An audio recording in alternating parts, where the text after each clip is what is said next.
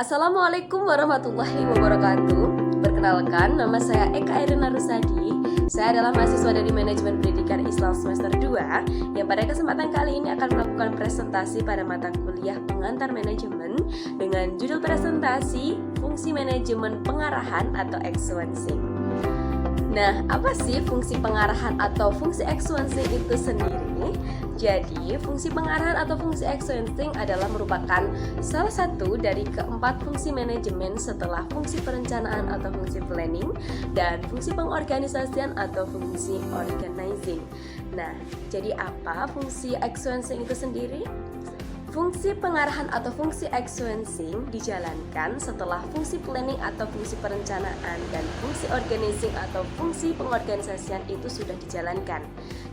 Fungsi pengarahan atau fungsi exuencing ini adalah merupakan suatu kegiatan yang isinya adalah suatu instruksi ataupun perintah ataupun petunjuk kepada seseorang di mana untuk menjalankan segala sesuatu yang sudah direncanakan ataupun sudah di-planning sebelumnya.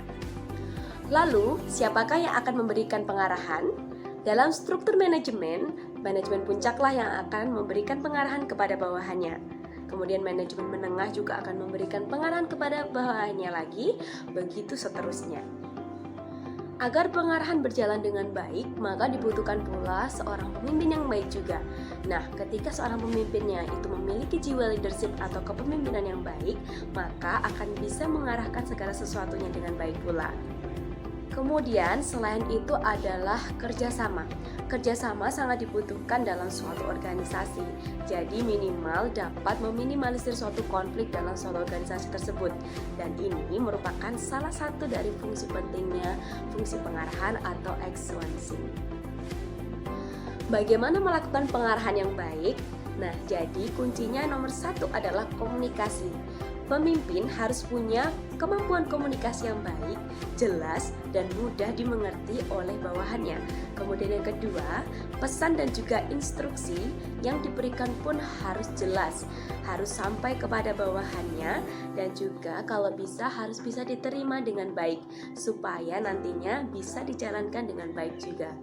Sebagus apapun perencanaannya, sekeren apapun orangnya, jika komunikasi tidak dijalankan dengan baik, maka bawahan pun juga akan kesulitan untuk menjalankan perintahnya, sehingga kegiatan pun juga tidak akan maksimal, justru malah konfliklah yang akan terjadi.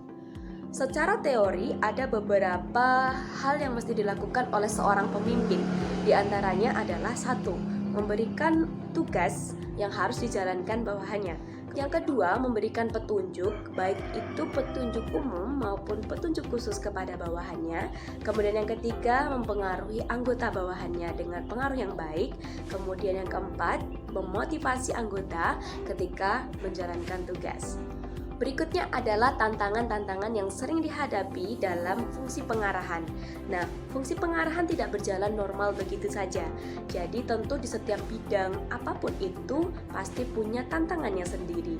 Nah, tidak terkecuali dalam melaksanakan fungsi pengarahan.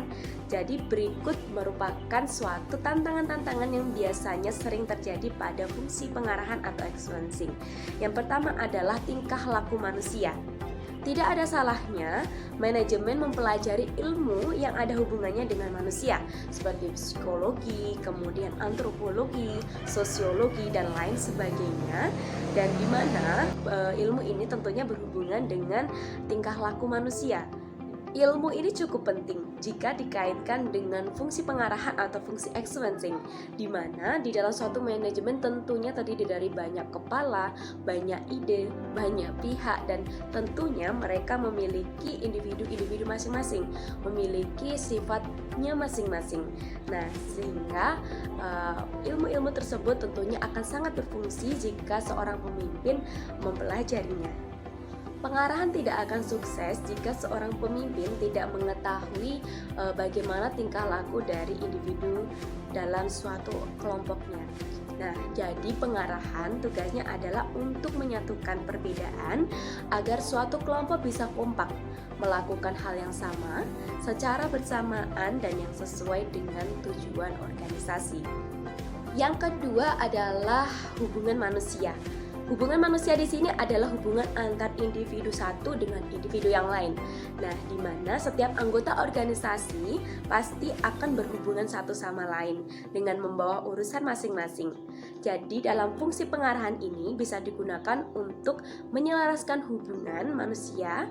Instruksinya ini digunakan untuk menyatukan dan juga mempersempit ruang konflik sehingga akan menjembatani antar individu yang satu dengan individu yang lainnya. Tantangan yang ketiga adalah kepemimpinan. Ini penting, bahkan sangat penting, khususnya pada manajemen puncak atau pihak yang punya bawahan. Nah, sukses tidaknya pengarahan itu terserah pemimpinnya, terserah kepemimpinannya. Jadi pemimpin itu kan adalah orangnya, dan kepemimpinan adalah gaya memimpinnya, gaya mengarahkannya, dan juga gaya koordinasinya, gaya membina anak buahnya agar mereka mau melakukan apa yang diinginkannya. Nah, harus tahu kapan tegas, kapan santun, dan juga harus mengerti kapan menginstruksi, kapan memotivasi, dan lain sebagainya. Tantangan yang keempat adalah komunikasi. Nah, ini tadi adalah poin yang paling penting, dimana mungkin ini adalah salah satu seninya dalam fungsi pengarahan.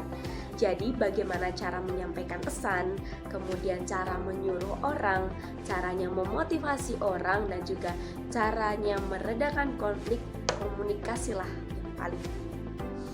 Nah, itu tadi adalah sedikit presentasi saya tentang fungsi pengarahan atau fungsi influencing, di mana fungsi pengarahan atau fungsi influencing tersebut merupakan salah satu komponen yang penting dalam menjalankan suatu manajemen setelah fungsi perencanaan dan juga fungsi pengorganisasian.